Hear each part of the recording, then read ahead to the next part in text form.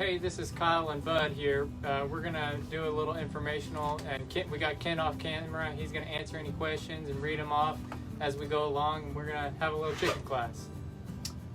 Thank you, Kyle. We're at Cleaver's in Chanute, Kansas, and I always like to start meeting off with a little bit of a story, and so I do have a story, and there's a little meaning to it. But if you haven't met Kent, he's the new feed guy here at Cleaver's, and when they hired him, they did a little research, and they talked to his first grade teacher, and she told a story on Kent. So I was going to pass that on because I think it kind of relates to what we're going to go through today. But they asked the class if they could use the word fascinate in a sentence, and all the kids in the class raised their hand. Kent was in the back, and he was waving his little Purina cap, and she didn't want to ask him, didn't know what he was going to say. The little boy in front, Johnny, said, "Johnny, can you use the word fascinate in a sentence?" He said, "Yes, ma'am, I can." He said, "I went out to the Grand Canyon last summer with my grandparents, and we looked over the North Rim, and it was the most fascinating thing I'd ever seen." The teacher said, "Good use of fascinating, but fascinate. Can anybody use fascinate?" Half the class now, and there's Kent in the back waving his Purina hat. I said, "Well, better not ask Kent. There's no telling what'll come out of his mouth." So that's a little Janie on the front row, and Janie said, "Yes, ma'am, I can use the word fascinate.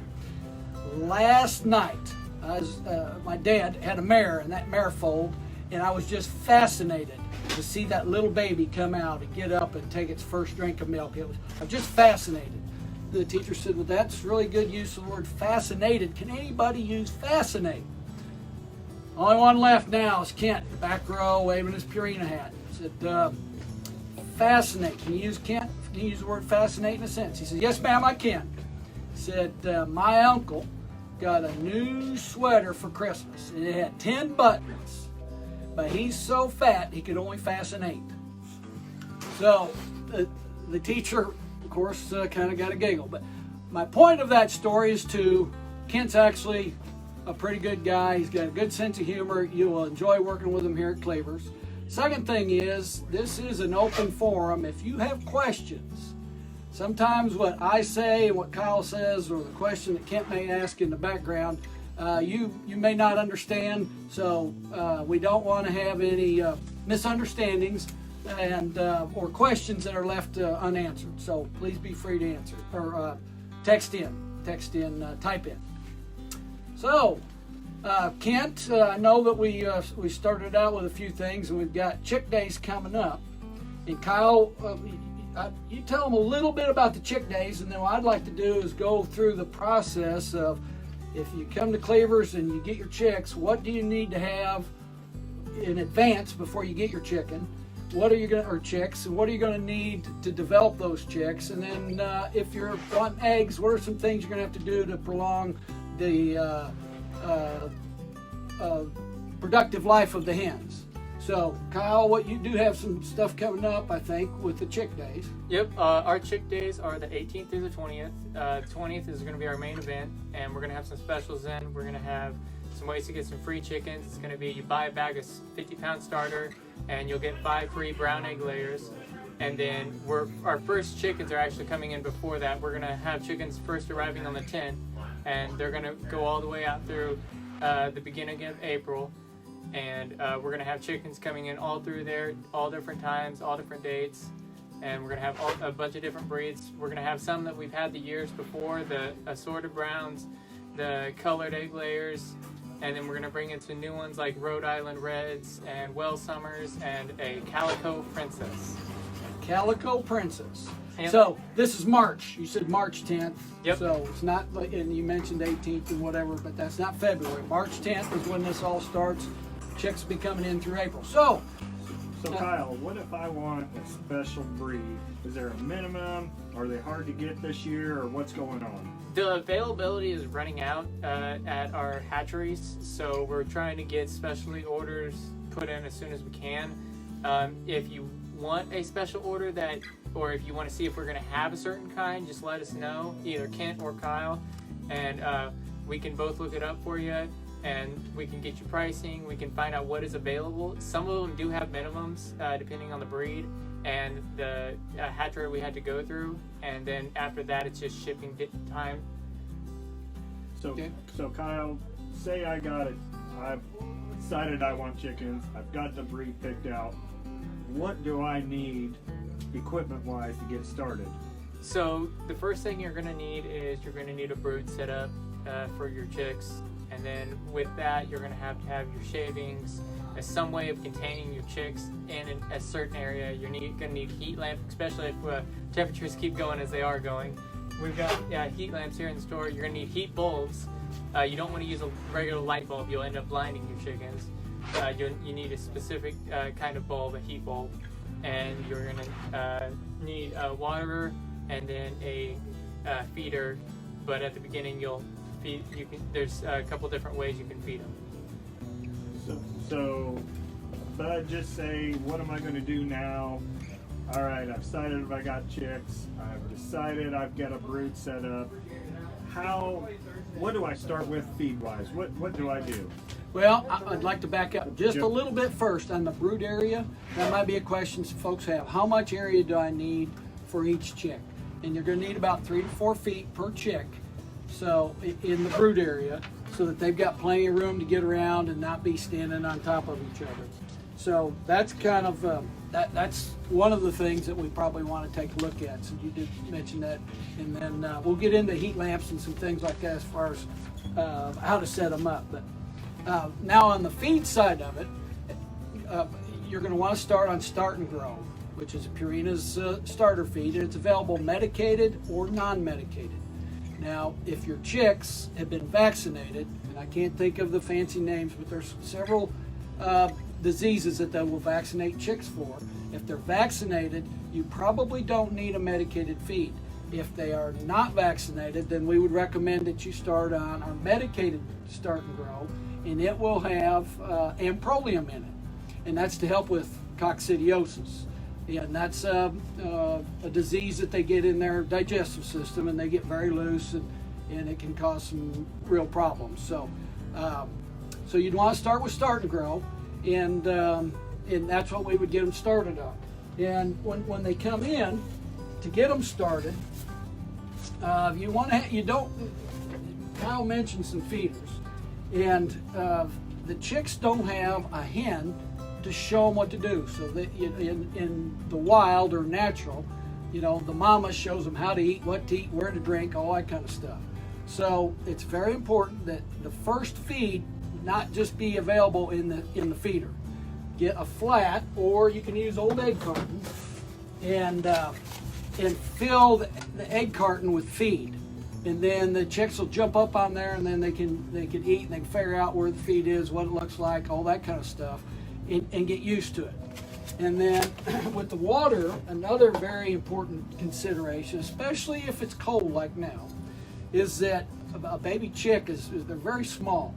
So they've been shipped, they've been brought in, they've been under a lot of stress, and then the tendency might be to let's get them some really nice cool water to drink.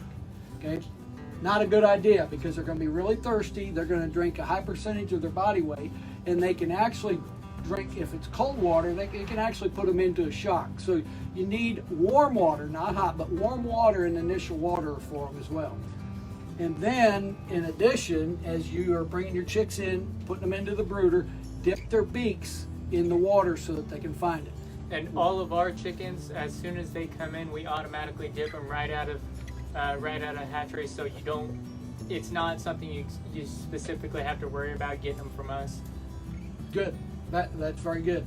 Well, you probably still want to do it when you get home, because you're going to have them in a different environment, but they are going to be hydrated, so you won't have the challenges that if you're just having them shipped right in and they've gone through a post office or something like that. So good point. So Kyle, with the first water that you give to them, can I give electrolytes? Can I give probiotics? What can I do there? Well, when we bring them in here, we automatically feed them a mix of probiotics and electrolytes.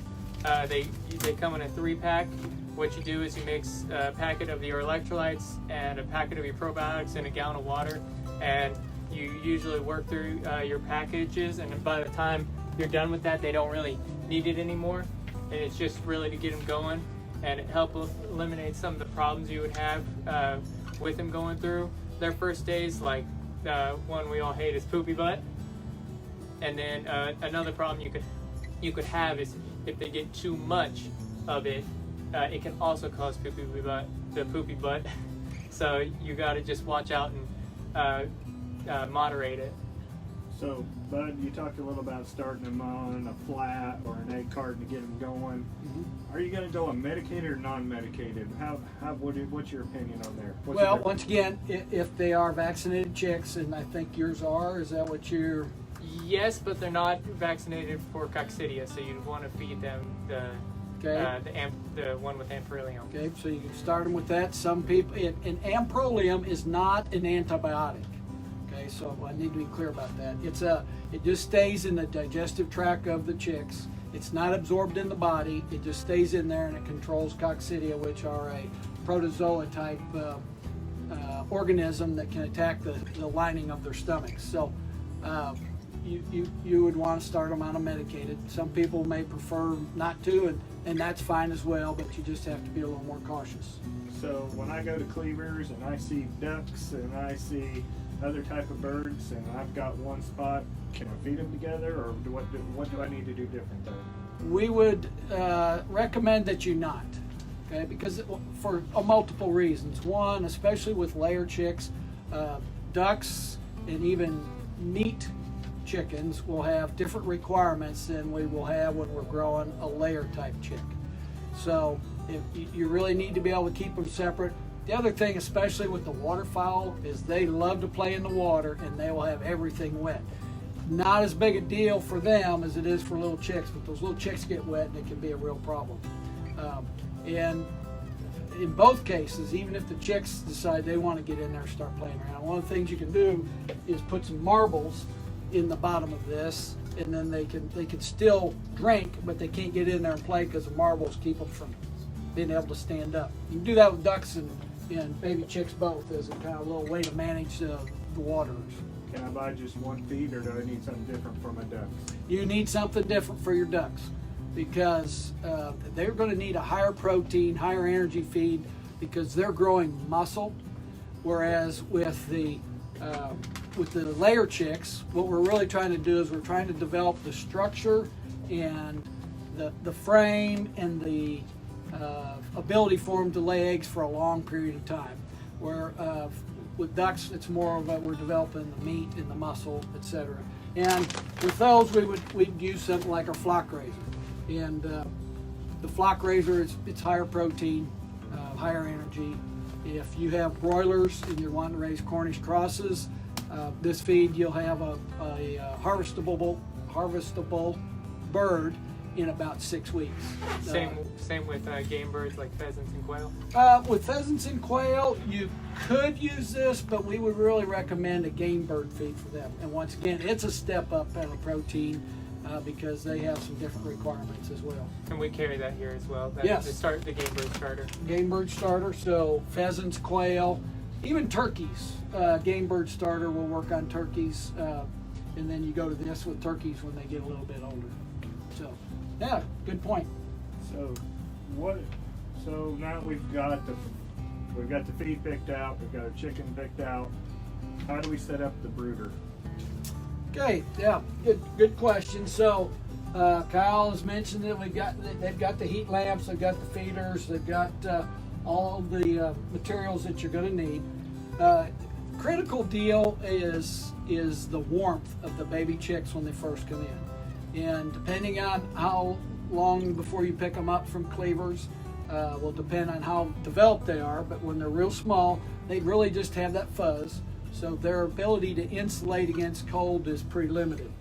And they'll typically want to be, put the heat lamp up, and it needs to be about 2 feet above the chicks. And in the brood area, we'd like to have 3 or 4 inches of a good shaving. And you don't want to use a cedar shaving or anything that's got really a strong scent to it. And then the way that you can tell if you have your heat lamp set correctly is that you should have the baby chicks should be kind of out around the radius of the heat lamp. If they're packed under it, it's too high because they're too cold. If they're way out on the edges of your brood area, then it's probably too hot. So you kind of want it where they're out around the edge of the glow from the heat lamp, and maybe one or two under there, but that's how you can kind of tell if you've got it set at the right height. As the chicks get bigger, you want to raise that up and start lowering the temperature. And same along with the heat. What about drafts? Oh, drafts are critical. You want them in a draft-free place so that there's no breeze or anything like that that's getting on them. And everything that you can do to keep them comfortable. Very good. And dry.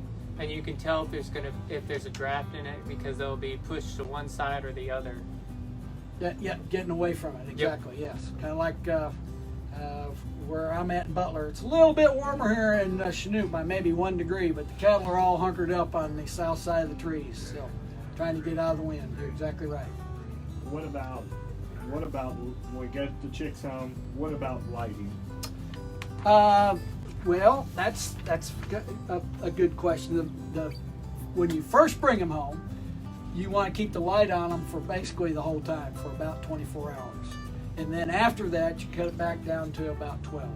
So it runs natural almost near Yes. the day and night. Yes, but the reason that you keep it on them for a longer period of time that first time is to help keep them stimulated, keep them going so that they find the water, get something to eat, all that kind of stuff. So, Kyle, what about handling birds when you first get them? So you don't. They're a lot more fragile, and their bones and everything, their skeletal structure hasn't fully developed yet. So you need to be a lot more gentle. Sometimes kids more often like to get carried away with them and pull and drag on them, and you need to be really gentle with them. You cup them up. You don't just grab them, and you just got to be gentle with them. So one of the things is your kids go out and play with the chicks, because kids are kids. We want to make sure they wash their hands with soap and water when they get done playing with the chicks. yes. So, all right. So I've had my chicks for a week. I've had everything set right. What about the temperature? Do I change it? Do I keep it the same? How do I work that one? Well, you'll want to start lowering the temperature about 5 degrees after the first week.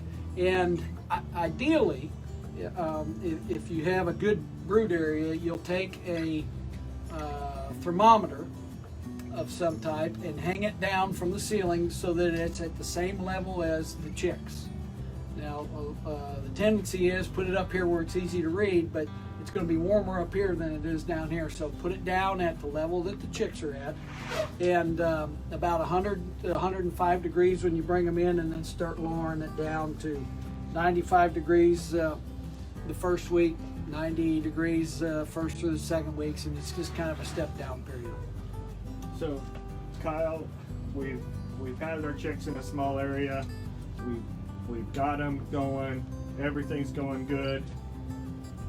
What about a real coop that they go to? Well, the coop is a very important thing, and you need to put a lot of consideration into your coop. There's a bunch of different types of coops. You can have permanent coops. You can have mobile coops.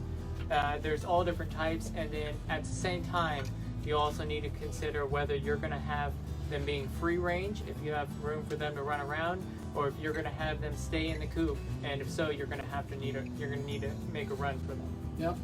And where could they buy supplies to build a coop with, Kyle? Oh, Cleaver Farm and Home. That's the only place to buy it. Oh, okay. And do you guys have designs or anything like that, or access to designs, building plans for coops? Yep, we can run all the building plans. We can help you figure out anything you would need, from how big you want it to everything. Yeah. So, Bud, around how much space does a chicken take up per chicken in a coop? They're going to need about 4 feet per chicken, I believe. Sounds Inside. Inside the coop, yes. And then you're going to start making me come up with statistics, aren't you? That's why you want to get with them, but they're same deal for roosting space. They need like a foot per chicken for roosting space. So, Right. So is it a one for 4 birds? One nest for 4 birds? yes, your nest's on the inside of the coop, yes. So, and actually, you guys have got one here that you sell. So this would be good for about 4 birds. and you want to have plenty of bedding in the bottom of it, preferably straw, for a couple reasons. One, that the hens are going to lay in there, but you've got 4 of them. You want some, you don't want the eggs to be broken, and so that's the primary reason for that. So you need about one of those for every 4 hens, and it's basically about a 1 foot by 1 foot nesting box. And roost as well? Yes. And I don't remember the exact, I think it's 1 foot per bird on the roost inside. And the roost is, it's kind of a critical deal, because the chickens, that's where they sleep. And you want them to be comfortable while they're doing it and stress-free, because a big portion of an egg is developed at night when they're sleeping. And so if they're stressed out, or they're not comfortable, or they're competing for roost space, or if you don't have a coop that's real tight and there's varmints and stuff that are getting in there harassing the chickens, then that can affect your egg quality. So speaking of varmints, there's certain things you need to do to protect your coop against varmints, right? Well, it needs to be just tight where they can't get in. So you got some ideas on that? So one of the things they recommend is your coop will be surrounded, if you have any openings, with chicken wire or poultry netting, and they also recommend that you bury it. I think it's 6 inches deep and 12 inches out from your coop. That way they can't dig in. Yep, that way they can't dig in. Mm-hmm. Yep, exactly. So now we've had our chicks, they're getting ready to come out of the brooder. We've got our coop built. They're about 6 weeks old. They're going to be temperature hopefully outside 70, 75. Especially after today, we're hoping 70, 75. What do I need to do differently on these birds? Do they need a different energy load? Do I need to adjust feed waters? What do I need to do? Well, the feed can stay the same. They're still we're developing the structure, but that 5 to 6 week is when they kind of become the juveniles or teenagers. And so it's kind of a gangly stage, but you'll be able to start telling the roosters from the hens if you have mixed. But even if you have straight runs, sometimes they don't get them all right. So, but it's really just a time for you to get to know your chickens and to spend some time with them, and especially on smaller flocks, you'll start seeing their personalities come out, and they start developing the hierarchy or pecking order, and pretty soon you're going to see who's the boss hen. So this is about the time where my daughter named them because of their personality would be different. Yeah, She gave them names. yep. What about, so we've had them in shavings, sanitation, Kyle, getting those clean, the shavings, how often? Here we clean them pretty much every day. You want to keep your brood as clean as possible. If not every day, then you need to do it every other day. And we like to put down a nice layer of diatomaceous earth underneath our shavings, because it helps with some of the scent. And if you have them in a certain area, it really helps with cleaning it, because it gives it a layer under there that stays dry. It helps absorb some of the moisture that might be in there. But you need to keep your brood clean. It's really important for their health. So say I'm moving them outside, going to the coop, but I've got older birds. Can I put these younger birds in, or do I need to monitor? What do I need to do? You really need to keep them separate for the first week or two, to make sure they are introduced correctly. You don't want to throw a bunch of chicks with a bunch of full-grown birds, or you'll get some pretty harsh growing, and it can lead to the death of the chicks. So you really want to introduce them slowly. The best thing to do is, if you can, put a barrier between half the coop, or a screen, and keep one side for your chicks and one side for your older birds, and so they can see each other, so they can peck at each other, and really Get acclimated. Yeah. Yep. So when the chicks are about 10, 11, 12 weeks old, can I start letting them outside the coop and getting them back in at night, or how can I do that? Yes, that's a good time to start training them to get used to that. So, and they will get used to a voice, and so a lot of people or have the misconception when they go out to feed a scratch grain or some kind of treat that the birds are coming to that, but typically they're responding to the person in their voice, and they really just want the attention. So now that the birds are bigger, what about keeping water from them? My little water isn't going to work anymore. What am I looking at now? So as you go, there's all different types of options. You can do a freestanding water. You can do it in a pan. You can do a hanging water and a hanging feeders. There's all sorts of options you can look at, but you want to go to a bigger water source, and it depends on how many chickens and how fast your chickens are going to go through that water and how big of a water source you need. And if you can't get a big enough one, you may have to introduce more than one. Yeah, they need about 7 chickens will go through about a gallon of water. So a 2 gallon, some of those are 2 gallon, I guess. About 14 birds, but they're going to go through it in one day. Yep. So, and then more in the summertime. Chickens don't sweat, so that's how they keep themselves cool is by drinking. So. Will the chickens share the nesting box? Do they share? Yes. Yeah, about 4 will go to one. And if you have one that's there's some different strategies that you can use if they won't share, like closing one off and making them all go to a certain one, but sometimes you just get the bully hen. And so speaking of that, with the nesting box, there's a couple things. Privacy. Do you want to provide them with some is privacy an important thing for that? Well, define I mean, they need a place to go to be able to lay the egg. Is that what you're saying? Yeah. Do you Yes. want to keep that in the light, or do you want to have that in a dark space? I think you want it in a dark space. Yes. So I've been feeding these birds 16, 17, 18 weeks, and I'm starting to think about some eggs for breakfast. What do I need to? I mean, I'm getting excited about it. What do I need to change on? Do I need to change any lighting? Do I need to think about changing feed? What do I need to be heading for at that 16 to 18 week? So that's about when you're gonna want to switch over to a layer feed if you're wanting eggs. Some people by this time would have already decided that they wanted a meat bird, and there's other things you could feed them if you're pushing a meat bird. But if you're wanting eggs, you want to put them on a layer feed. It's going to provide them with calcium and marigold extract and all the different nutrients they need to help with the egg production. So, Bud, what does marigold extract? You just said that. What's that do? Well, it will make the yolk a dark color. There's a fancy name for what the actual compound is that's in marigold. It's in some natural grains, but we put it in so that you're assured of a dark, thick yolk.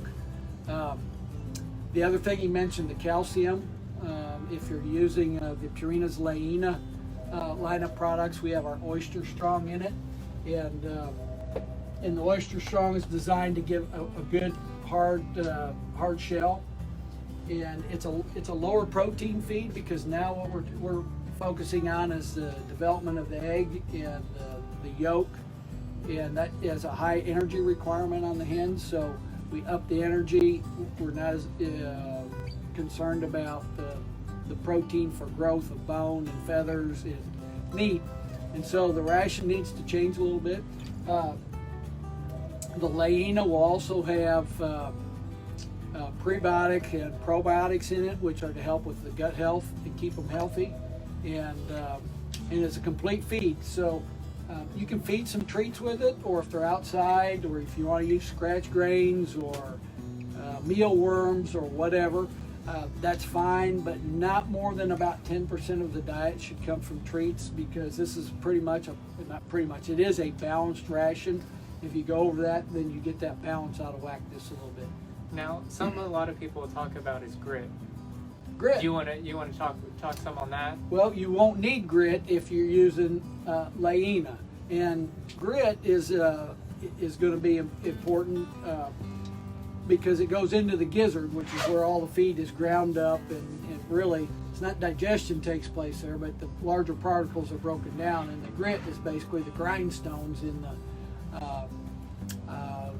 the chicken's digestive system. But if they're on the Laena products, then grit is not necessary.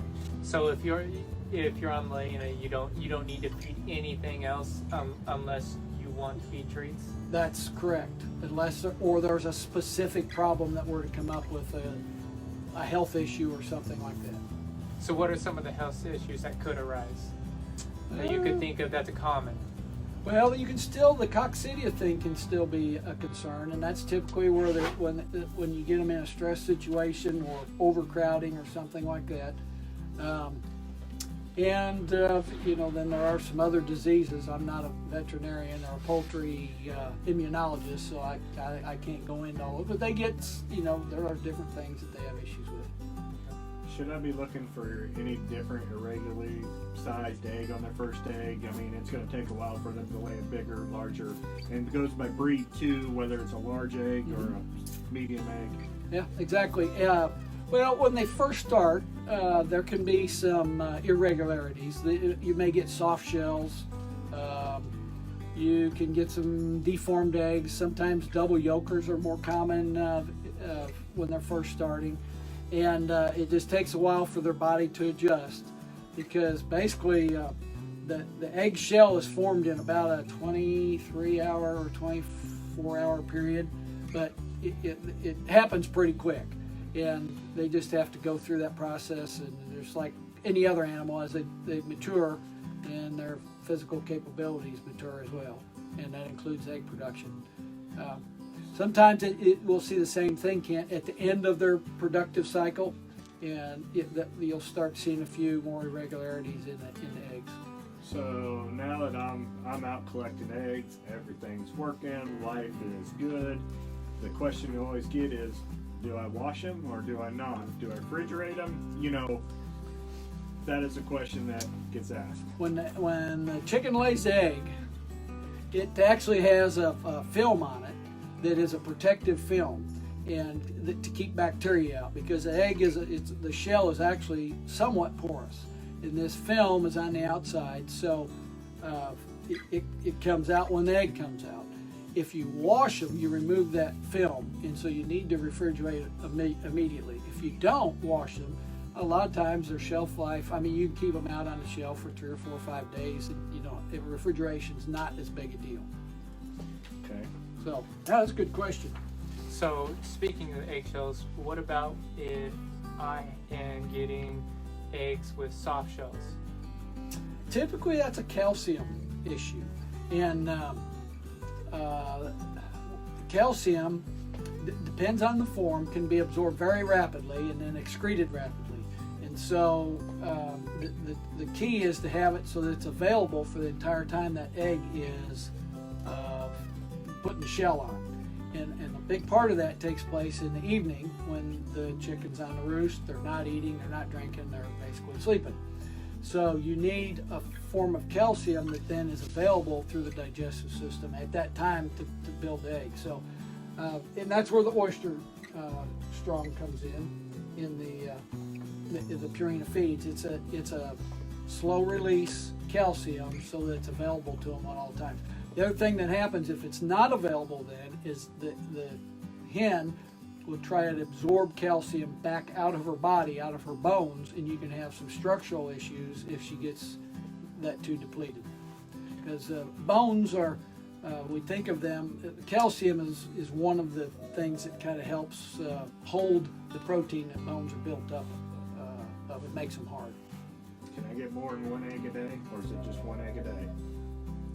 Usually it's just 1 egg a day, but some breeds do have it quicker, but it's mostly going to be 1 egg a day.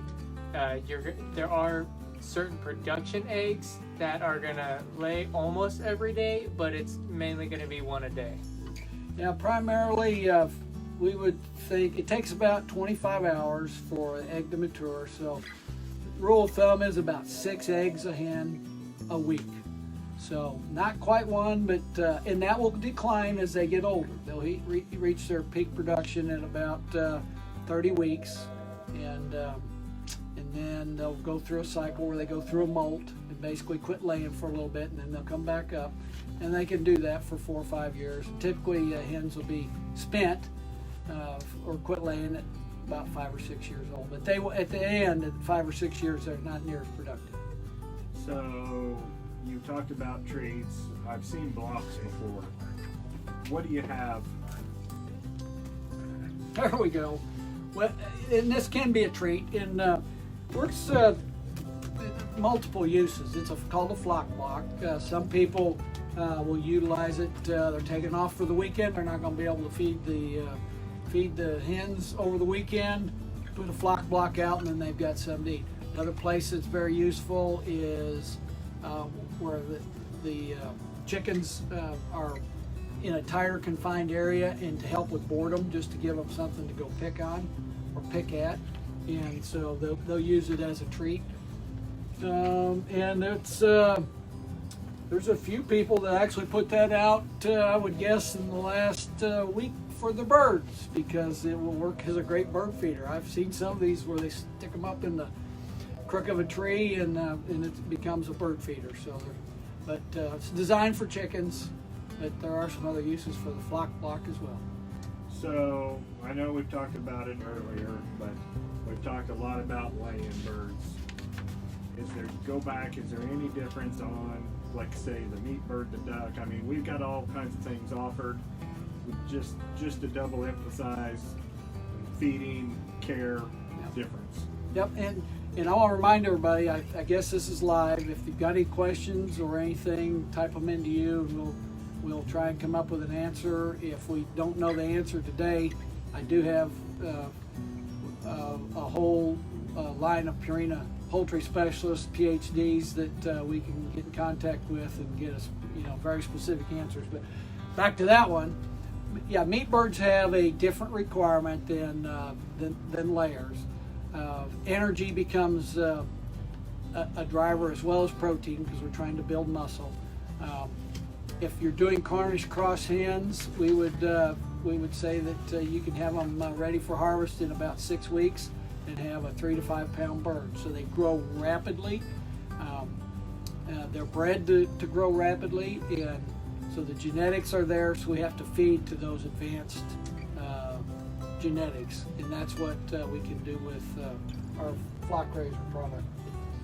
And then after the flock raiser, there is a meat bird formula, correct? There is, for folks that want to take them out just a little bit farther. And I don't know if you stock that here, but I know you have it available. Yes. Yeah. We can get it within a week. And this is non-medicated. It's always non-medicated. So, and it can be fed to ducks, turkeys, guineas, like Cornish crosses, any kind of the meat birds. Or some folks will buy mixed runs of dual-purpose birds, and then so they'll, once they figure out where the roosters are, they go on that and separate the hens off and put them on start and grill. So Kyle, are you going to get any turkeys, cochins, silkies? I mean, so we're gonna bring in a lot of those. We're gonna bring in we are gonna bring in some turkeys. We're gonna bring in some assorted ducks, and we are gonna bring in everyone's favorite silkies. They might be running a little bit later because of availability. They are really popular this year. The cochins will be in. They're gonna be the same way. So if you want some of those, holler at us and we'll put your name on some. Or if you want us to special order you some, we can. But we are going to have some of those in, and then we'll even have some turkins in. Yeah, they're a funky looking bird, that's all I can tell you. And I want to talk a little bit about eggs. The most productive are going to be the leghorns, or not the leghorns. Oh, this is live, so I shouldn't be having a brain fart, but there is one breed that produces a white egg. Dang. so I want to skip that. But there are also breeds that are designed for producing brown eggs, and they can be almost as productive and produce a lot of eggs. But the egg color is actually determined by the breed, and the only way that you can really change the egg color is by crossing. So you can cross some that produce a brown egg with some that produce a green egg, and the problem with that is you don't always know what you're going to end up with. But that's determined by the breed. So we are going to have some specific birds in here for each of those that are going to be very high production. For your white eggs, we're going to have a California white in. They're a really popular one because they lay so many eggs. And then on a brown one, we are going to have the Rhode Island Reds. They're another high production egg layer that lays the brown eggs. Yeah, it is a white leghorn. For some reason, I was just thinking of old foghorn, out there. But anyway, yeah, the white leghorns. And then in commercial operations, they use that type of a bird. So Kyle, what about this calico princess? Brown, white, what is it? So it is, I believe, a brown egg layer, and it is gonna do some medium-sized eggs, and it'll have a fair amount of eggs still laid, but it's also gonna be a somewhat of a show bird. It's a speckled. They're called calico for a reason. Now you've got chickens, right? Yes. Do you have them named? I don't. My fiance does. Yep. So give us a couple of names of your chickens. Probably I should know them, but I do not. She So like Kent's daughter. She kind of names them by personality, or if we babysit kids, and if the kids call them a name as soon as they see them, that's what they're called. I got you. Very good. So, just trying to think here how to put this question just to kind of get it. I've got these birds. I've had problems. Can I contact you to maybe help me with those issues? Yeah, if you have any problems at all, we will do everything we can to try to help you out. And we know a lot here. We've got all kinds of brochures. We've got things that you'll be able to take home, all your different brochures and everything. But if you have any questions, we can let you know. And if we can't answer, we can always get with Bud or one of our boxes to send them home with their chicks in too, don't you? Yep, we'll send all our chicks home in a Purina box, and they'll have some information on there as well as some different things to let you know. If you have any problems, I think there's some links to the Purina site on there. Yep.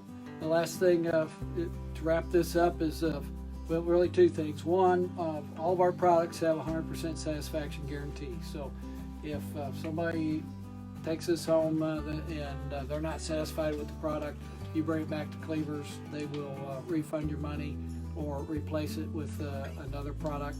So if you have any concerns about that, we back it up. And then if you're a Purina customer or using products and services from Cleaver's Farm and Home, thank you very much. If you're not, we really would like the opportunity to work with you on your family flocks. So one of the things we like to do after everything, whether it's cattle, whether it's chickens, whether it's horses, the biggest part of the family is the dog. We always like to talk about the dog because it's the most important family member there is.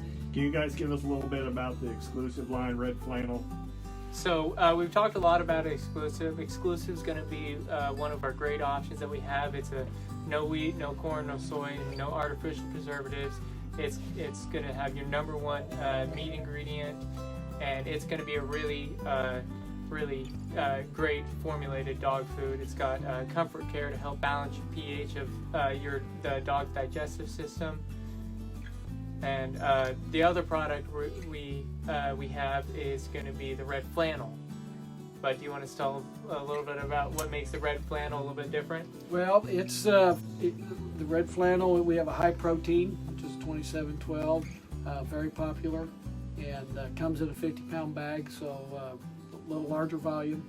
And we also have a product called Prime, which is 2816 that a lot of kennels utilize because it's higher energy, higher protein to help the mamas really milk. And both of those are what we would call all life stages. So you can feed them for, if you've got breeding animals, you can feed them for that. If you've got hard-working animals, there's enough energy and protein in there to sustain a lot of effort and work on a dog's part. And you can feed them to puppies and growing dogs. So they're all life stages, very versatile, super formulated products. They do have the digestive health packages in them as well. So the big difference between them and the exclusive is the number one ingredient in exclusive is fresh chicken. It's not poultry meal, which can be any parts of the poultry. It's not feather meal or something like that. It's whole fresh chicken. So it's a premium product, and also has brown rice in it and some things like that. So it's they eat less, there's less stool, and they perform great on exclusive. With the other, they're just not quite as calorie dense. So. And then on both of these, there is a frequent purchases program if you like the feed. Yes. Yep. So on Prime, I believe, in the high protein red flannel products, it's a buy 10 bags and you get your 11th one free. So just like a 10% discount. And then on exclusive, it is buy 8 get 1 free. Buy 8. Yeah. Yep. 8 and get 1 free. So a little bit of a bigger discount on the exclusive products. And in both of them, if you're a new pet owner, we do have, or you guys do have available here, a new pet owner's manual, and it's got all the information that they're going to need to take care of their puppy and make sure that it thrives in their new environment. Yep. So, and you got some pet specials or something coming up, don't you? So in April, we are going to do a pet special from the 20th to the 21st. We're going to do a buy one, get one half off on our exclusive line. It'd be a great opportunity if you want to switch over, if you want to try something. And it's really more something to help you guys, new and those who already buy it. Yeah, very good. So that's coming up. And then will you do anything on the red flannel with that as well, or is it just going to be exclusive? I think that one we're going to run just the exclusive. At a later date, we might run a red flannel one, but for right now, it's just going to be the exclusive. Okay, very good. So what if I own a kennel? Is there any programs? Yes, there actually is. There's also a kennel program, and it's made up of 2 parts. Same deal that we realize that's a volume type business. So on the kennel program, if they have 10 or more dogs, it's buy 7 and get the 8th one free. So that's a pretty significant discount. And if they are willing to send a puppy kit home with new pet owners, they'll also have a $25 coupon for feed that will be available to give to that new puppy owner as well. So from the breeder standpoint, that's almost like a $25 discount on the cost of the puppy to a pet owner. So yeah, it's a super program. We have some kennels that are doing very well on it. And depending on what their breeds and what their goals are, that's right, we have a red flannel line and an exclusive line. It depends on what they're trying to accomplish as to what product is the best fit. But we have a complete line, and we will pretty much have something that will fit everybody's need. Here at the store, we do all kinds of breeds. We feed everything from a Pomeranian all the way up to a Great Pyrenees. Yep. So. Yep, you guys have a lot of your employees have tried it, and you've got some real believers now, don't you? Yep, almost over half of our employees here all feed the exclusive line to their dogs, and a lot of them also feed to their cats. Oh yeah, I forgot. We can't forget the cats. So, and one of the things on the cat food is they eat less, and they have less waste. Stool. Yep, Yep. stools. Exactly. Not cleaning the litter box near as often. Yep. And there's in the cat line. There's two lines. There's one that's a regular formula in the exclusive, and then there's a hairball formula. And I strongly recommend the hairball formula. I have a cat. There's nothing grosser than seeing a cat with a hairball. So, and it works. It keeps them from having that issue. So, did Cassie want to say anything? I think I'm good. Okay. You guys covered all Been the awful chicken quiet questions. over there, Cassie. You've just been taking it all in. No, it's awesome. It's awesome to have somebody else do my job for a while. So you got anything in summary, Kyle, over the next, we have Chick Days win, we got Dollar just to sum it back up, we have Chick Days, then we have the pet. Yep, we have first day of chickens. It's going to be March 10th. That's the first day all our chickens, a bunch of our chickens, I should say, are going to come in. The 18th through the 20th is when we're running our Chick Days special, and that's the buy a 50-pound bag of starter feed, and you get 5 free brown egg layers. And then the big day is going to be on the 20th. That's when we're going to do our big blowout day. On March 20th. And then in April is when we're going to do our our dog food deals, and that's going to be through the 20th through the 24th. Buy one, get one, half Yeah. price. So. Yeah, and I think remind them, Kyle, about all the fun things that they do at Chick Days. I mean, did you already tell them all the fun things? Like, we'll probably have a kids coloring contest, and we have popcorn and balloons, and all the fun things for kids. And they can touch the chickens. They can touch all the they chickens want. We'll with have kindness, but yep. touch the chickens. And we'll have a big chicken there. Yeah, we'll have it's chicken and picking, so you get a picture with the big chicken. Yep. Yeah. And it's during spring break, so you want to get the kids out of the house, come on down. We also have some starter kits put together. We'll have a box with a water, feed pan. We'll have some starter kits put together, so if you're just starting out birds, we'll have the kit put together for you, so when you go home, you've got pretty much everything right there. And you'll want to get more than one chick. Yes. For multiple reasons. One, accidents happen. Okay, so you don't want to have all your chicks in one basket, so to speak. And then the second is that they're flock animals, and so they need company. So we would really recommend, I don't know what you got in your package, 5. Yeah, that's probably a good number if you're just getting started. And you're going to get a lot of eggs out of 5 birds if you can get them all the way through and productive and manage them correctly.